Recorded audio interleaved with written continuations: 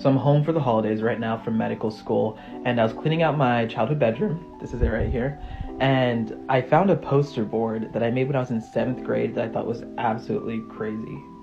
So the presentation was called Culture on Display. That's me as a 7th grader.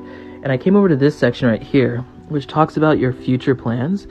And it's crazy because I said I wanted to plan on graduating from my high school, Camiac, that's where I went. Then I wanted to go to Harvard or Yale. Then I wanted to go to medical school and then become a surgeon. And this was 10 years ago, but it's crazy to think that I've now graduated from high school. I went to Yale for undergrad, and I'm now in medical school, and I have plans to become a surgeon. And all I can say is just manifest, manifest, manifest. Whatever you believe it, write it down, and make it happen. It's crazy what the universe can do.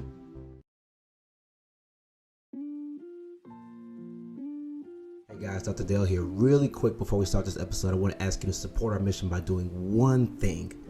Just subscribe. Subscribe to our YouTube channel or our podcast channel, whichever one you listen to. Just hit that subscribe button. The way our podcasts get out there is by you guys liking it, by subscribing, and of course by sharing as well. So if you do one of those things for us right now, we really appreciate it. We work very hard to make these episodes for you guys. We work very hard to get them out for you guys and just to try to uplift the entire community. So if you can help us out by doing one of those things, subscribe, share, or like every time.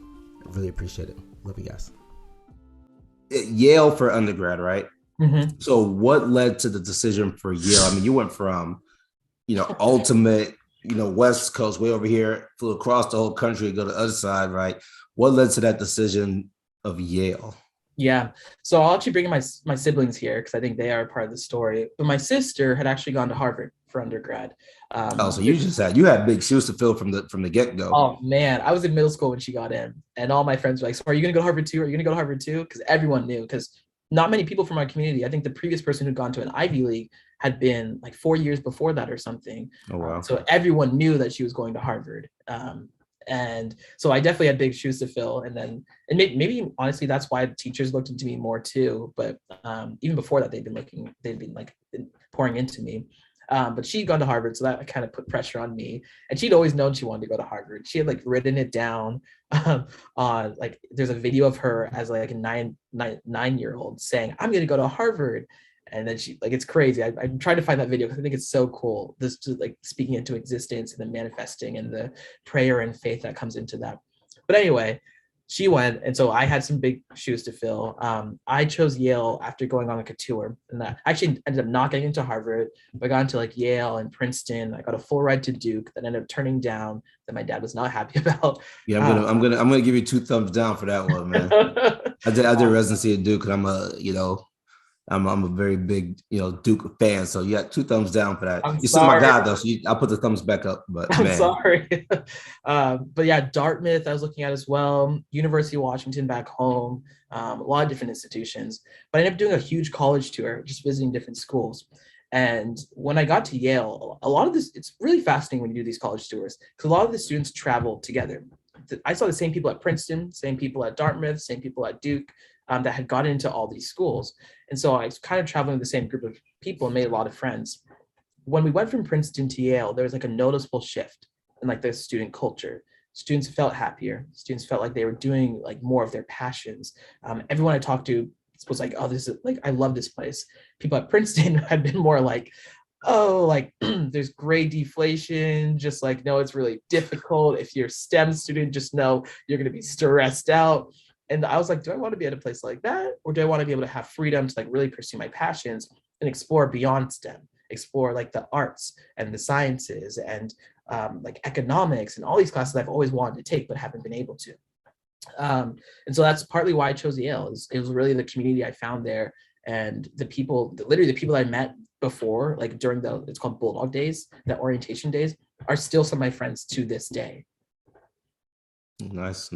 That's fascinating. I guess I'm thinking about the traveling together thing. It's fascinating thing to me that you could be 18 years old and you're traveling with a group of kids and you get to know them that well, that you still have friends. But I imagine a big part of that is because you guys are like-minded individuals, probably. Mm-hmm. I feel like my friends were always immigrant children. So people that came from that background or people that were Black Americans specifically. I was in a lot of just people that weren't, I hate saying this, but like not white, for the most part. Definitely had those friends, but they weren't the people that I gravitated towards the most.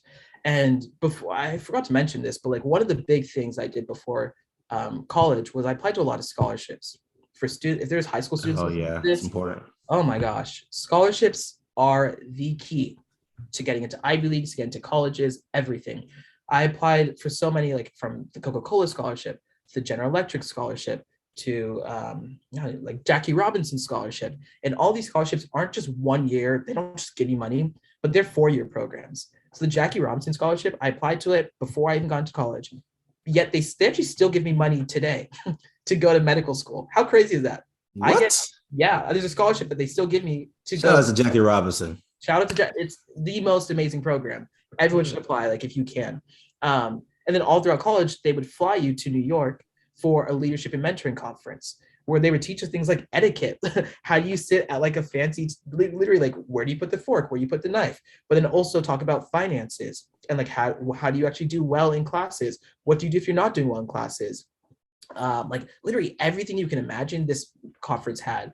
I was a Coca-Cola scholar too, and they flew us to Atlanta in order to like go to the Coca-Cola headquarters. And then like there's a whole network there of Coca-Cola scholars that I'm still connected with. I'm doing a podcast with Coca-Cola Scholars Network in a little bit.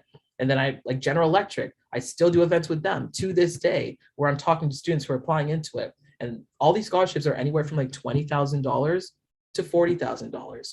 So part of the reason why I felt okay turning down Duke was because I got over $200,000 in scholarships that I was able to use for college. I knew my parents wouldn't be able to pay. I'd seen my sister going through it and having to pay herself and like the burden that put on my family. And so I told myself I'm going to pay my own way through college. But the scholars, I didn't know how much I was going to get out of those scholarships. The families and the individuals I would meet that to this day have actually helped me with social media too. A lot of my friends work at Instagram and Snapchat and like all these things from programs that I met like that. So these things like are always coming back. And it's just kind of crazy how I never predicted it, but everything is kind of like aligned in that way. It's funny. So a big part of what I'm hearing you say in all this, your general theme so far is a lot of stuff is about who you know, the network you're building. But at the same time, to the listeners, I want to make sure you guys understand your ability to build a strong network in large part depends on how you execute your own goals as well, right? Because some of those networks aren't going to work if people look at, oh, Joel, he's not serious. I'm not gonna bother my time. But they know you're a hardworking kid. They know you study hard and all stuff like that. So they want to invest back into you, right? So your teachers, we're talking about teachers before. I don't know, but I dare say your teachers might not have been as invested in you if they didn't see that you were invested in your own success. Yeah. All right. No, I agree with that. And I 10,000% agree. It's about who you know. And I think I learned that pretty early on.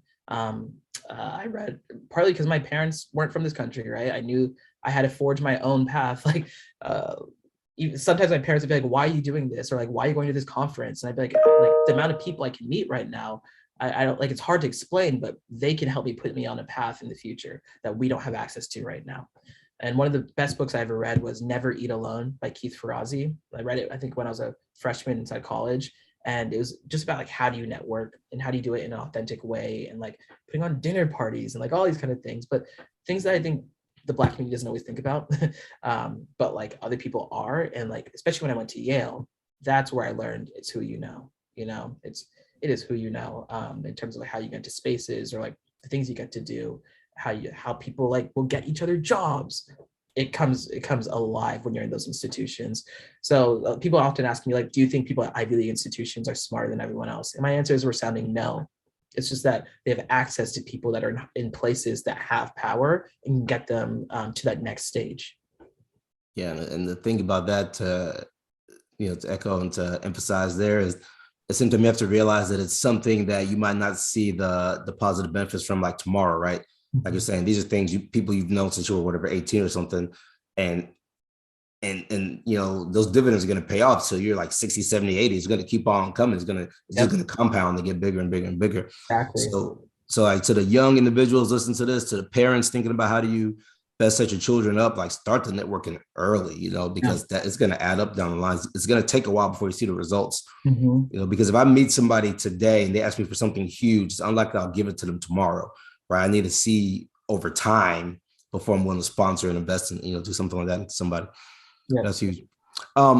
So now you're at Yale, you're doing your thing as an undergrad student. How was the pre-med?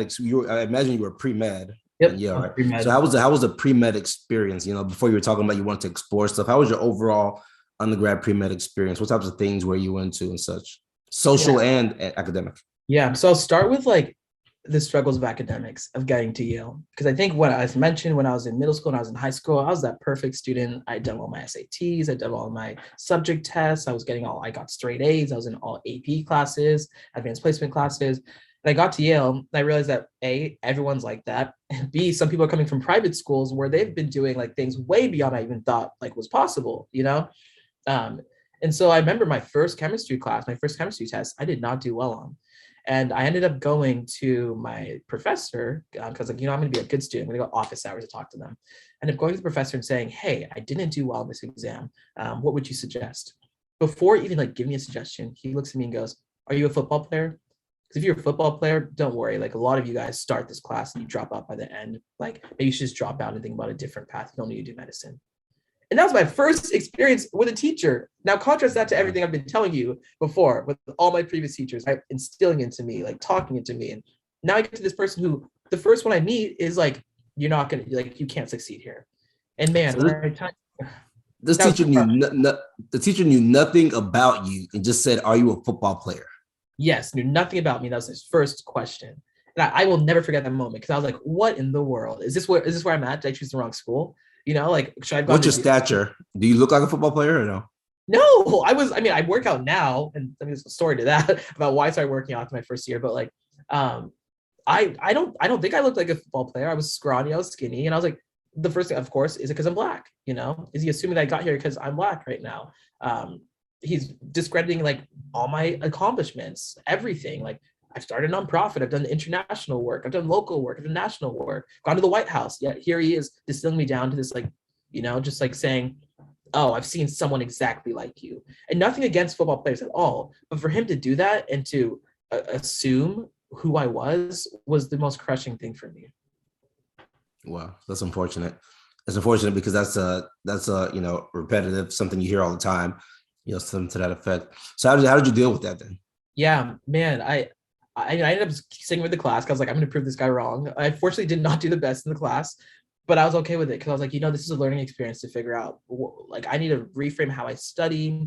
I think I was also, when I was in high school, I was kind of really sheltered. I didn't really go out. I didn't do parties and any of that kind of stuff. So you get to college, I'm like, I kind of want to experience life now. You're like hanging out with your friends. There's no parents around. You're staying up late at night and like having great conversations, but then maybe not getting enough sleep. And so I really had to like reframe how I thought about myself and my education. And it took time. It took a lot of time. My first semester I actually did decently.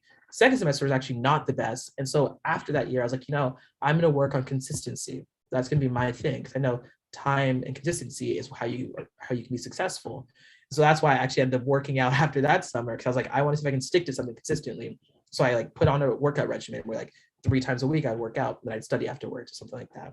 And I came back like my sophomore year and I felt just so much better about having like my plans together and doing things.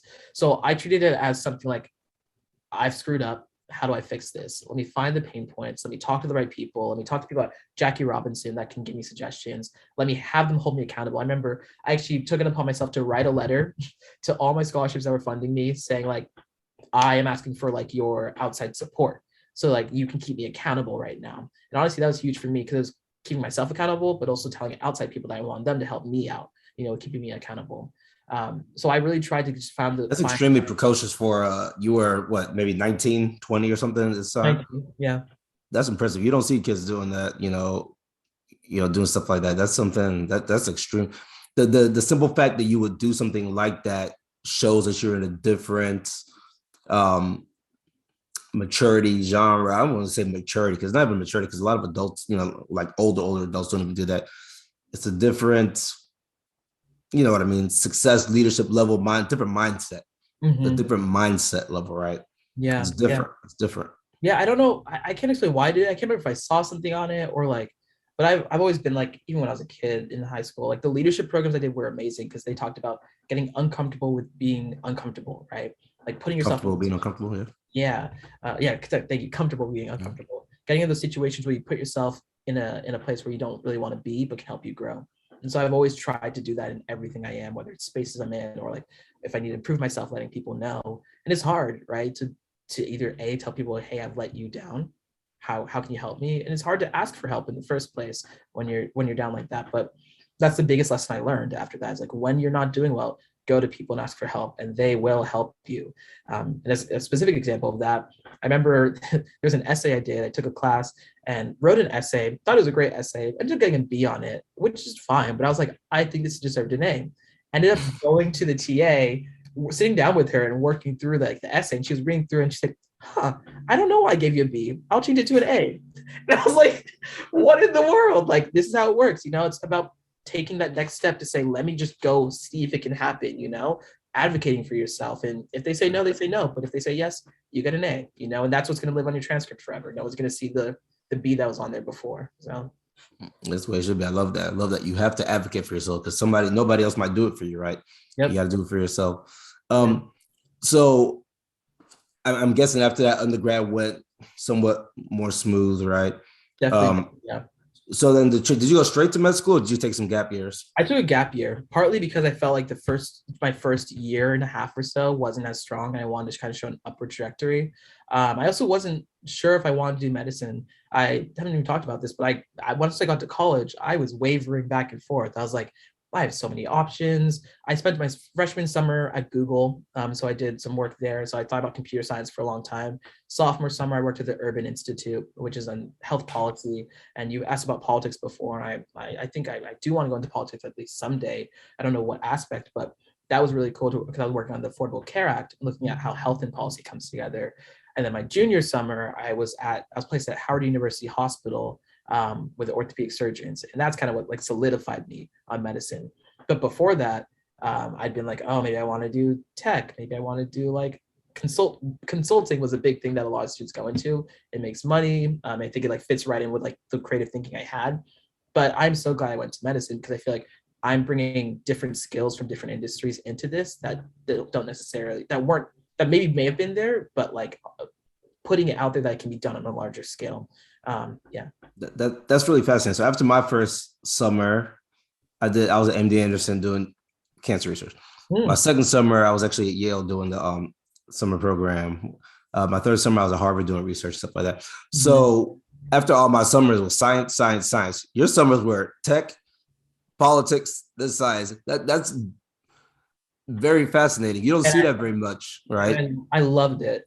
I'm so glad I did do it because it sounds great. I'm hearing you say it. I'm like, man, like if I could do it again, like if you told me I had summers now, of course not that, but if I had summers now, I would probably do something like that, right? I would probably spend the summer. I would do a different field instead of being so.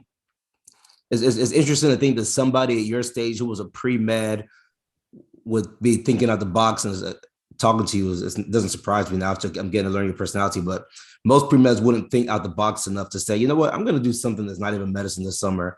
Mm-hmm. At that stage, when you were deciding to go to Google and politics to do stuff like that with the White House, at that stage, did you know what it took to get into med school already? Did you understand how people say you got to do research, you got to do this, you got to do that? Was this part of your strategy to say I'm going to be diverse to get into med school? Or was it like, hey, I just like this, I want to try it?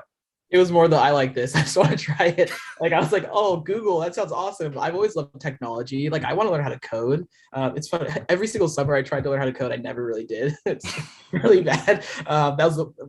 It's kind of sad. I talked about consistency. That was the one thing I was not consistent with. But I took a coding class eventually. And so I got like some CSS, C# and all those languages down. But no, I kind of went into this like saying, I want to follow things I find interesting right now. Google looks like a great company and like, let me see what I can learn there. I actually did like the business side of Google. So it was called BOLD, Building and Leadership Development. And so that was really fascinating for me to like understand how these large companies existed and what they were doing. The next summer, I actually did a program called the Institute for Responsible Citizenship. And so that's how I got 2 summer internships in Washington, D.C. And so the program, I remember I had a call with the founder, and he was like, what do you want to do? And I was like, well, I want to do some like something in the healthcare field. I don't have to get research. He's like, what about policy research? And I was like, interesting. Sure, let's try it. And I'm so glad I did, because it introduced me to a whole different world of like policy. When I returned back to school after that, I ended up taking a lot of health economics classes, policy classes at the Yale School of Management, and really expanding out what like my interest in healthcare looked like, going beyond just like the strictly medicine and into looking at the systems that create it. And so I think that summer really expanded my mind with like the types of people I got to meet, who I talked to, just being in DC, Washington, DC as, oh my gosh, Washington, DC as a young intern, incredible. You learn so much and everything's free. And you hear from the greatest thinkers in the world who come into the city and want to just talk to students. And then I was like, I definitely need to get some like clinical experience. And so my junior summer, and that like I was working in orthopedic surgery. I talk about this a lot because I think just seeing that many Black doctors, that was the first time I'd ever seen that many Black doctors, right? I've been at Yale, I've been from Seattle.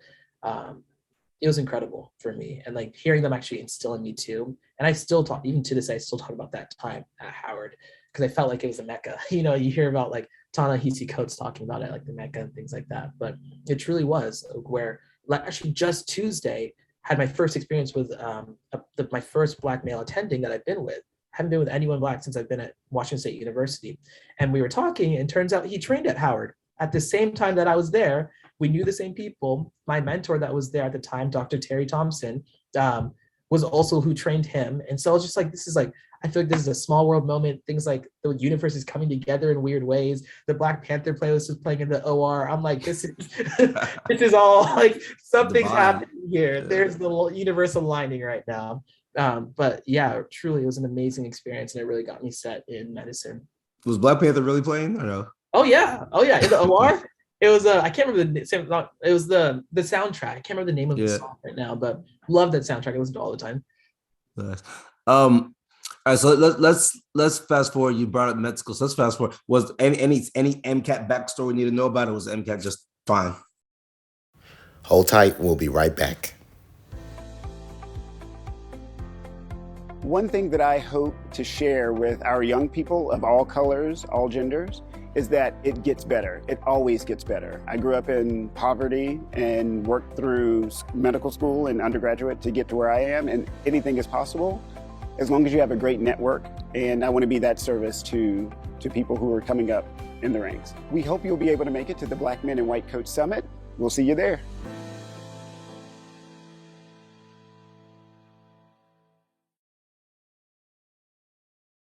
I took the MCAT twice. I think most people do. I did fine on it the first time, but I wanted to do better the second time. Ended up doing better.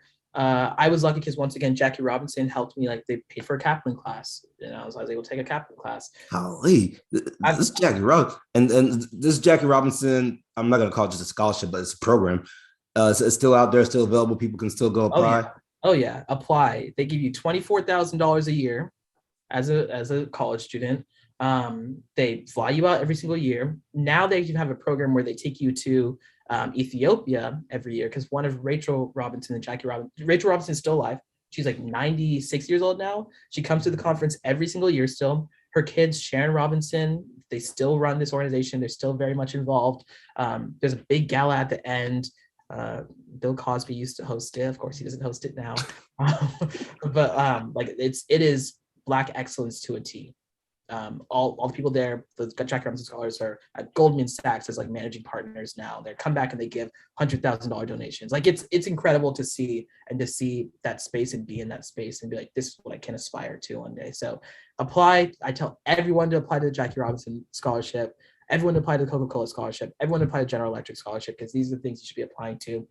I think the Jackie Robinson program is the best program that's out there right now. And if I could, I mean, one day I want to emulate what it's done, because we need more programs like that. It's absolutely incredible. I love it. All right, so so med schools, which schools were you looking at when you were applying med schools, and how did you end up at Washington? Yeah, so I was looking at not too many schools actually. UIC, University of Illinois in Chicago. That's where my sister had actually gone for medical school. So she went Harvard. She also did a post-bac program, so I kind of followed her path. But she did at Georgetown and then UIC. And I was looking at Albany in New York, and then I was looking here at Washington State University. I applied to a lot of other schools, but those were those I got interviews at. Was really sad to get one at HBCU. I remember even I was really proactive. Like I was emailing all the directors of admissions and things like that. But things don't always work out. But I'm so happy that I ended up at Washington State University because I think it's allowed me to do something I don't know if I would have been able to do anywhere else.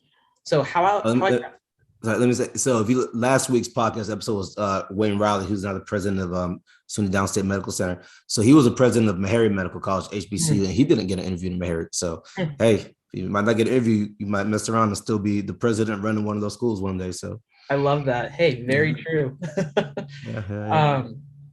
But yeah, so as part of my grad school program, I did 1 year in Boston. It was at Boston University. And the second year, I did clinical research actually in Everett. And so I worked on appendicitis, looking at antibiotics versus appendectomies, what the best way to treat it was. While I was there, I met Dr. Schechter, who was told me about this new medical school that was being built in Washington State. I had some friends that had gone, I think 1 or 2 friends that were current medical students there. So I started talking and asking around and met with the admissions director. And it sounded like an amazing program. I think what sold me was that they had a leadership program and they kept emphasizing that they were not just building doctors, but building doctor leaders. And that's really what I felt like my whole story was about. So I ended up interviewing, had an amazing time. It was a new school, only been around for 3 to 4 years, and ended up getting admitted. And once I got into the other 2, I kind of was like, okay, but Washington State is cheaper. I really feel like a family here. I'm going to withdraw from other places. How far is it from your where you grew up? Where's your school? How far is it? Yeah, so interesting because it has 4 campuses around the state. So the main campus is in Spokane, which is about like a 6-hour drive actually from where I live, or a 4.5-hour drive from where I live, and originally from like Everett, Mukilteo area. But still like close enough. And now I'm in Vancouver, Washington, which is only about like 2.5 hours from home. Yeah, so not super far. But I found out when I got in, this was after I got in, that I was myself and 1 other student were the first 2 Black students at our school, which I had no idea about. And so that, like I came in here thinking I need to do something to like make sure that the doors are open for students that come afterwards. And so it's been awesome because I've been able to do a lot. And I think I talked to my roommates about this, but I'm all about legacy. Like, what are you leaving to make a place better when you go? And so that's why I started a mentoring program here, because there wasn't really any mentoring programs here. But when I was in college, that was a huge part of my time, or I was at a school every single day after school for 3 hours at a local charter school, helping out that were mostly Black and brown kids at that school. So I wanted to make sure to do the same thing here. I started Student National Medical Association here and served as president as well, because I was like, what if the students are going to come here? They want a space where they can talk about things and have like open conversation. So then, so your SNMA chapter, since there were only not very many Black people, would have been composed of people who weren't Black also, right? It was me, Josiah, who's another Black student, and then all non-Black people. Yeah. Which is fine. Yeah. Which is fine. And like, it was a good time to have it because it was right when kind of COVID hit and you start hearing things like Black people are more susceptible to COVID, right? And so it was like really dispelling those myths and like using that as a vehicle to have those conversations. And then I was student body president too, because we do it where during your second year you become student body president. And so continue that student government thing, which I love student government and really got me to know the administration at my school. But yeah, I mean, I've had a great time here so far. So what's the biggest challenge you've had in med school so far? Balance, absolutely balance, which I think is, I mean, I do to myself in a way, because as I'm sure you can tell, I love to do a lot and I get very passionate about everything I do.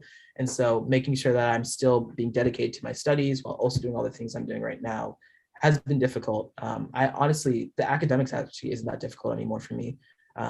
I love everything I do. I love science. I tell people a lot, like if you're struggling with the sciences in college, medical school is very different. It's more about the people. It's more about the hands-on. And yes, there's a lot of science to it too, but I think there's a way that you actually see how it is infused and matters for patients.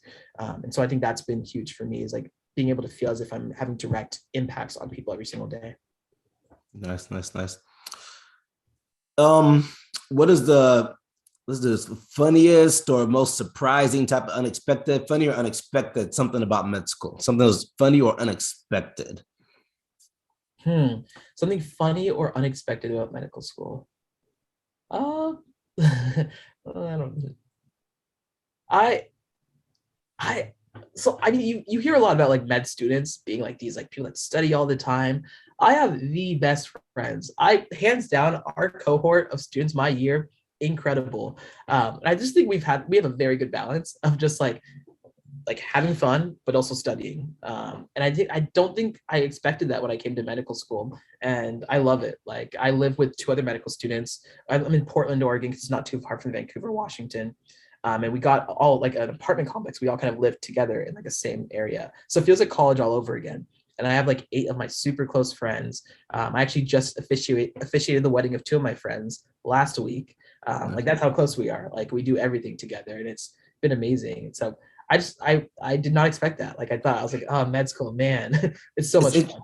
It's interesting. I think that's probably a common misconception most people have, right? And I'm the same way. My wife was the same way. Like we talk about that same exact thing. You get into med school, you don't realize how like, wow, med school is just absolutely amazing type of thing, right? Yeah. So phenomenal type of thing. We had the best time in med school. All right, let's bring it home with some random questions. All right. So I'm gonna do music type of stuff. If you had to compare yourself to an artist, if you were an artist, who would you be and why? I like John Legend a lot. And not who you like, but that person embodies you. Yeah.